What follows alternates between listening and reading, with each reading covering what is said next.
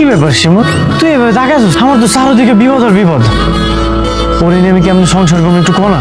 আরে এত প্যারা নেওয়ার কি আছে? দুজনে মিলে একটা বাচ্চা নিয়ে নে। বাচ্চা নিয়ে বাড়িতে গেলে দেখবি সব কিছু ঠান্ডা হয়ে গেছে। বাচ্চা দেখলে সবার মন নরম হয়ে যাবে। আর তুমি আমার সামনে ঘুমটা দিয়ে আসো কেন?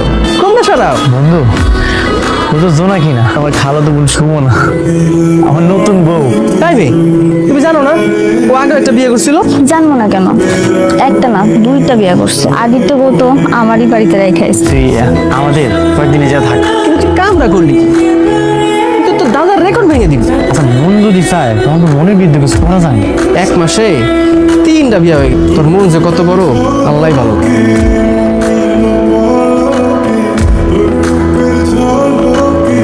তোর নাস্তা কর, আমি একটু আইতাছি।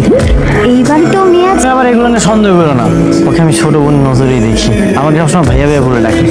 আমিও কিন্তু তোকে ভাইয়া বলেই ডাকতাম, সাবধান। কি নিয়ে যে শুধু সন্দেহ করো না।